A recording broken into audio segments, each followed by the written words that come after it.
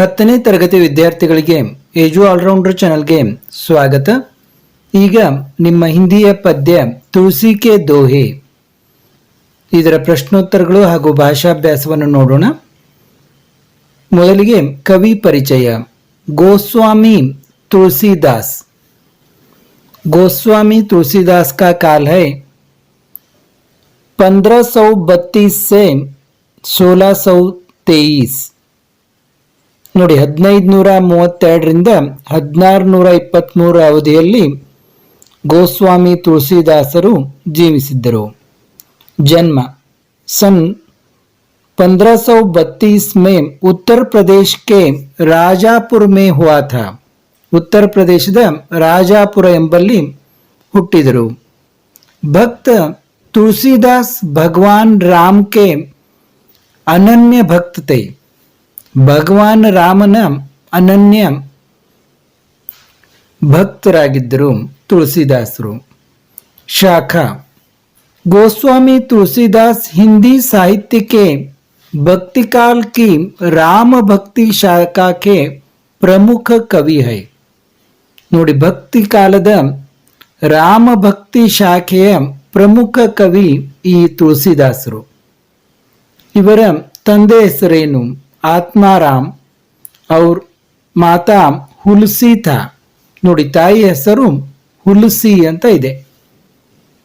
बचपन का नाम कहा जाता है कि जब तुलसीदास जी का जन्म हुआ तब उन्होंने राम नाम का उच्चारण किया था. ಹೇಳ್ತಾರೆ, ಯಾವಾಗ ತುಳसीದಾಸರು ಹುಟ್ಟಿದರು ಆವಾಗ ಅವರು ರಾಮನಾಮವನ್ನು ಉಚ್ಚಾರಣೆ ಮಾಡಿದರು ಅಂತ ಹೇಳ್ತಾರೆ. इसलिए उनके बचपन का नाम राम बोला पड़ा. ಆದ್ದರಿಂದ ಅವರ ಬಾಲ್ಯದ ಹೆಸರು ರಾಮ ಬೋಲಾ ಅಂತ. ಅಂದ್ರೆ ಹುಟ್ಟಿದ ತಕ್ಷಣ ಅವರು ರಾಮನಾಮವನ್ನು ಹೇಳಿದರು ಅಂತ ಒಂದು ಪ್ರತೀತಿ ಇದೆ. ಪ್ರಮುಖ ರಚನೆಗಳು ಯಾವುವು? ಇವರ ಕೃತಿಗಳು ಯಾವುವು ಅಂತಂದ್ರೆ ರಾಮಚರಿತ ಮಾನಸ, ವಿನಯ ಪತ್ರಿಕಾ, ಗೀತಾವಳಿ, ದೋಹಾವಳಿ, ಕವಿತಾವಳಿ ಆದಿ. ನೋಡಿ, ನೆನಪಿಡ್ಲಿಕ್ಕೆ ಸುಲಭವೇ. ಗೀತಾವಳಿ, ದೋಹಾವಳಿ, ಕವಿತಾವಳಿ, ರಾಮಚರಿತ ಮಾನಸ. ಇನ್ನು ಮರಣ सन 1623 को ಕಾಶಿ ಮೇ ಉನ್ಕಾ ದೇಹಾಂತ ಹುವಾ. ಕಾಶಿಯಲ್ಲಿ ಅವರು ನಿಧನ ಹೊಂದಿದರು. ಇನ್ನು ಕೆಲವು ಶಬ್ದಾರ್ಥಗಳನ್ನು ನೋಡೋಣ. ಮುಖಿಯ ಅಂದ್ರೆ ನೇತ, ಮುಖಂಡ, ನಾಯಕ. ಸಕಲ ಅಂದ್ರೆ ಸಂಪೂರ್ಣ. ವಿಶ್ವ ಅಂದ್ರೆ ಸಂಸಾರ, ಈ ಜಗತ್ತು, ವಿಶ್ವ. ಕಿನ್ಹ ಅಂತಂದ್ರೆ ಇದು ಓಲ್ಡ್ ಲ್ಯಾಂಗ್ವೇಜ್ ಇದ್ದ ಹಾಗೆ, ಕಿಯಾ ಅಂತಂದ ಹಾಗೆ, ಮಾಡಿರುವ ಅಂತ. ಕರ್ತಾರ್ ಅಂದ್ರೆ ಸೃಷ್ಟಿಕರ್ತ.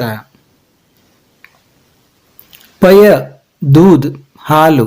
ಪರಿಹರಿ ಅಂದ್ರೆ ತ್ಯಾಗನ, ಎಲ್ಲವನ್ನು ತ್ಯಜಿಸಿ ಬಿಡುವಂಥದ್ದು ಅಂತ. ವಾರಿ ಅಂತಂದ್ರೆ ಪಾನಿ, ನೀರು, ಜಲ. ಘಟ್ ಅಂದ್ರೆ ಶರೀರ, ದೇಹ. ವಿಪತ್ತಿ ಸಂಕಟ, ವಿಪತ್ತು. ಸುಕೃತಿ ನೋಡಿ, ಸು ಅಂದ್ರೆ ಒಳ್ಳೆಯ ಕೃತಿ ಅಂದ್ರೆ ಒಳ್ಳೆಯ ಕಾರ್ಯ, ಅಚ್ಚೆ ಕಾರ್ಯ. ಜೀಬ್ ನಾಲಿಗೆ. ಚಾಹಸಿ ಅಂದ್ರೆ ಚಾರೋ ಓರ್, ನಾಲ್ಕು ಕಡೆಗೆ ಅಂತ. ಇನ್ನು ದೋಹೋಕ ಆಶಯ ಏನು? ಈ ದೋಹಗಳ ಆಶಯ ಏನು? ತುಳसीदास जी ने इन दोहों में मुखिया के लक्षण ಅಂದ್ರೆ ಮುಖಂಡನಾದವನಿಗೆ ಯಾವ ಲಕ್ಷಣಗಳು ಇರಬೇಕು? ಸಂತ ಕಾ ಸ್ವಭಾವ, ಸಂತನ ಸ್ವಭಾವ ಯಾವ ರೀತಿ ಇರಬೇಕು? ಆದಿ ಪರ್ ಪ್ರಕಾಶ್ ಡಾಲಾಯ್, ಇವೆಲ್ಲದರ ಮೇಲೆ ಪ್ರಕಾಶವನ್ನು, ಬೆಳಕನ್ನು ಚೆಲ್ಲಿದ್ದಾರೆ. ಸಾಥಿ ಉನ್ಹೋನೆ ದಯಾ ಧರ್ಮ ಕಾ ಮಹತ್ವ, ದಯಾ ಮತ್ತು ಧರ್ಮದ ಮಹತ್ವ, ಅಭಿಮಾನ, ತ್ಯಾಗ, ವಿವೇಕಯುತ ವ್ಯವಹಾರ, ರಾಮ್ ಪರ್ ವಿಶ್ವಾಸ, राम नाम जप इत्यादि का बखान करते हुए सुझाव दिया है कि इंसान को नीतियुत जीवन बिताना चाहिए. ಇನ್ಸಾನ್ ಅಂದ್ರೆ ಮನುಷ್ಯನಿಗೆ ನೀತಿಯುತವಾದ ಜೀವನವನ್ನು ಕಳೆಯಬೇಕು ಮನುಷ್ಯ ಆದ್ಮೇಲೆ ಅಂತ ಅವರು ಈ ದೋಹಾಗಳಲ್ಲಿ ಹೇಳ್ತಾರೆ. एक एक वाक्य में उत्तर लिखिए. तुलसीदास मुख को क्या मानते हैं? ತುಳಸಿದಾಸ್ ಮುಖ ಕೋ ಮುಖಿಯ ಮಾನ್ತೆ ಹೈ. ಮುಖವನ್ನು ಮುಖಿಯ ಅಂದ್ರೆ ಮುಖಂಡನಿಗೆ ಹೋಲಿಸಿದ್ದಾರೆ ತುಳಸಿದಾಸರು. ಮನುಷ್ಯನ ಶರೀರದಲ್ಲಿ ಮುಖವೇ ಮುಖಂಡ ಇದ್ದ ಹಾಗೆ ಅಂತ. ಯಾಕೆ ಮುಂದೆ ನೋಡಿ. ಮುಖಿಯಾ ಕೋ ಕಿಸ್ಕೆ ಸಮಾನ್ ರಹನಾ ಚಾಹಿಯೆ. ಮುಖಂಡನಿಗೆ ಯಾರ ಸಮ ಇರಬೇಕು, ಯಾವ ರೀತಿ ಇರಬೇಕು ಅಂತ. ಮುಖಿಯಾ ಕೋ ಮುಖ ಕೆ ಸಮಾನ್ ರಹನಾ ಚಾಹಿಯೆ. ಮುಖಿಯ ಮೂಹ ಅಂದ್ರೆ ಬಾಯಿಯ ಹಾಗೆ ಆತ ಇರಬೇಕು ಮುಖಂಡ ಅಂತ. ಯಾಕೆ ಈ ಮಾತನ್ನು ಹೇಳ್ತಾರಂತ ಮುಂದಿನ ಪ್ರಶ್ನೋತ್ತರಗಳಲ್ಲಿ ಗೊತ್ತಾಗ್ತದೆ ನೋಡಿ. हंस का गुण कैसा होना चाहिए होता है? हंस का गुण पानी छोड़कर सिर्फ दूध पीने का गुण होता है. हंस ಕ್ಷೀರ ನ್ಯಾಯ ಅಂತ ಹೇಳ್ತೀವಿ ನಾವು. ಹಂಸವು ನೀರನ್ನು ಬಿಟ್ಟು ಕೇವಲ ಹಾಲನ್ನು ಕುಡಿಯುತ್ತದೆ ಅಂತೆ. हंस का गुण पानी छोड़कर सिर्फ दूध पीने का गुण होता है. ಅಂದ್ರೆ ಸಾರಹೀನ ವಸ್ತು ಕೋ छोड़कर ಸಾರಯುಕ್ತ ವಸ್ತು ಕೋ ಅಪನಾತಾ ಹೈ. ಅಥವಾ ಇನ್ನೊಂದು ಮಾತಿನಲ್ಲಿ ಹೇಳೋದಾದ್ರೆ ಸಾರಹೀನ ವಸ್ತು ಕೋ छोड़कर अच्छे को अपनाता है. ಅದು ಹಂಸದ ಒಂದು ಗುಣ. ಮುಖ ಕಿಸ್ಕಾ ಪಾಲನ್ ಪೋಷಣ್ ಕರ್ತಾ ಹೈ. ಮುಖವು ಎದರ ಪಾಲನ ಪೋಷಣೆಯನ್ನು ಮಾಡ್ತದೆ? ಮುಖ ಶರೀರ ಕೆ ಸಾರೆ ಅಂಗೋಂ ಕಾ ಪಾಲನ ಪೋಷಣ್ ಕರ್ತಾ ಹೈ. ನೋಡಿ, ಮುಖದಲ್ಲಿ ಬಾಯಿ ಇರ್ತದೆ. ಆ ಬಾಯಿಂದಲೇ ನಾವು ಎಲ್ಲ ಊಟ ಮಾಡ್ತೀವಿ. ಆ ಊಟದಿಂದ ಶರೀರದ ಎಲ್ಲ ಅಂಗಗಳ ಪಾಲನ ಪೋಷಣೆ ಆಗ್ತದೆ. ಆದ ಕಾರಣ ಮುಖ ಶರೀರ ಕೆ ಸಾರೆ ಅಂಗೋಂ ಕಾ ಪಾಲನ ಪೋಷಣ ಕರ್ತಾ ಹೈ. ಆದ ಕಾರಣ ಮುಖವನ್ನು ಮುಖಂಡನಿಗೆ ಹೋಲಿಸಿದ್ದಾರೆ ತುಳಸಿದಾಸರು. दया किसका मूल है? दया धर्म का ಮೂಲ है. ದಯವೇ ಧರ್ಮದ ಮೂಲ ಅಂತ ನಾವು ಕನ್ನಡದಲ್ಲಿ ಹೇಳ್ತೀವಲ್ಲ ಅದನ್ನೇ.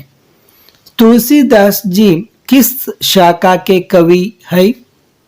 तुलसीदास जी भक्ति काल की राम भक्ति शाखा के ಕವಿ ಹೈ.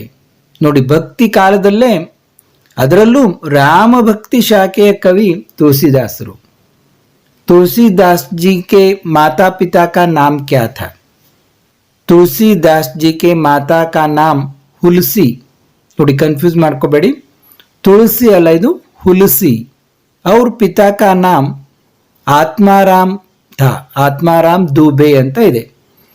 तुलसीदास जी के बचपन का नाम क्या था? तुलसीदास जी के बचपन का नाम ರಾಮ್ ಬೋಲಾ था. ನೋಡಿ, ಹುಟ್ಟಿದ ತಕ್ಷಣ ಅವರು ರಾಮ ನಾಮವನ್ನು ಹೇಳಿದ್ರು ಅಂತ ಒಂದು ಪ್ರತೀತಿ ಇದೆ. ಆದ ಕಾರಣ ಅವರ ಹೆಸರು ರಾಮ್ ಬೋಲಾ ಅಂತ ಅಂತಿದ್ರು ಅಂತ. ಪಾಪ್ ಕಾ ಮೂಲ್ ಕ್ಯಾ ಹೈ? ಪಾಪ್ ಕಾ ಮೂಲ್ ಅಭಿಮಾನ್ ಹೈ. ಅಭಿಮಾನ್ ಅಂದ್ರೆ ಅಹಂಕಾರ. ಪಾಪ್ ಕಾ ಮೂಲ್ ಅಹಂಕಾರ ಹೈ. तुलसीदास जी के अनुसार विपत्ति के साथी कौन है? तुलसीदास जी के अनुसार विपत्ति के साथी विद्या, विनय और विवेक है. ನೋಡಿ, ವಿದ್ಯೆ, ವಿನಯ ಮತ್ತು ವಿವೇಕಗಳು ಸಂಕಟದ ಒಂದು ಜೊತೆಗಾರ. 2-3 वाक्यों में उत्तर लिखिए. मुखिया को मुख के समान होना चाहिए, क्यों?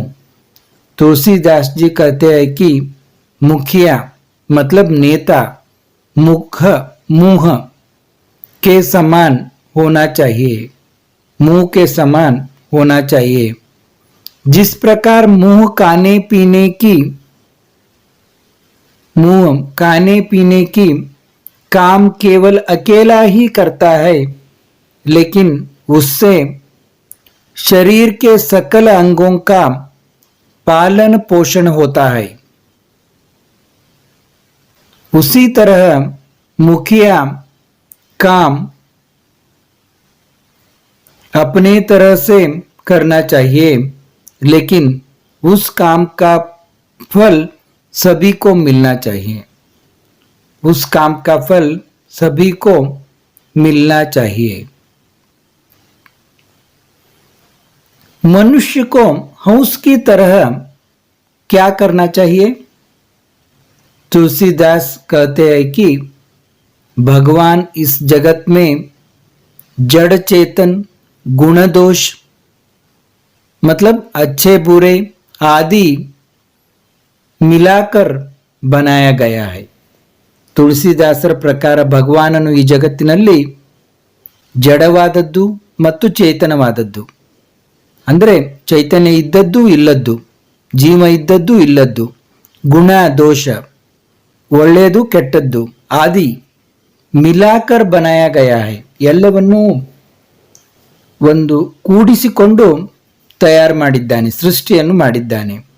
लेकिन जिस प्रकार हंस पक्षी पानी को छोड़कर सिर्फ दूध को पीती है, उसी तरह हंस रूपी साधु लोग ನೋಡಿ, ಹಂಸದ ರೂಪದಂತಿರುವಂಥ साधु लोग बुराइयों को छोड़कर अच्छा गुणों को अपनाना चाहिए. क्या करना चाहिए? बुराइयों को छोड़कर अच्छा गुणों को अपनाना चाहिए. ಈ ಹಂಸದ ಹಾಗೆ, ಹಂಸ ಪಕ್ಷಿಯ ಹಾಗೆ ಸಾಧು ಸಂತರು ಕೆಟ್ಟದ್ದನ್ನು ಬಿಟ್ಟು ಕೇವಲ ಒಳ್ಳೆಯ ಗುಣಗಳನ್ನು ತಮ್ಮದಾಗಿಸಿಕೊಳ್ಳಬೇಕು. ಮನುಷ್ಯ ಜೀವನ ಮೇ ಪ್ರಕಾಶ್ ಕಬ್ ಫೈಲ್ತಾ ಹೈ, ಮನುಷ್ಯನ ಜೀವನದಲ್ಲಿ ಬೆಳಕು ಯಾವಾಗ ಬರ್ತದೆ, ಬೆಳಕು ಯಾವಾಗ ಬೆಳಗ್ತದೆ?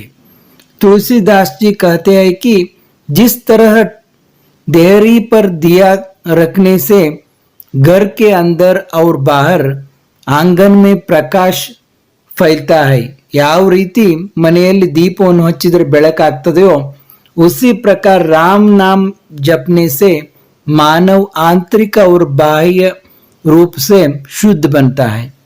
ಅದೇ ರೀತಿ ಯಾವಾಗ ಮನುಷ್ಯನು ರಾಮನಾಮವನ್ನು ಜಪ ಮಾಡ್ತಾನೋ ಆವಾಗ ಆಂತರಿಕ ಅಂದರೆ ಒಳಗಿನಿಂದ ಮತ್ತೆ ಬಾಹ್ಯ ಹೊರಗಿನಿಂದ ಎರಡೂ ಕಡೆಯಿಂದನೂ ಶುದ್ಧನಾಗ್ತಾನೆ ಅಂತ ತುಳಸಿದಾಸರು ಹೇಳ್ತಾರೆ.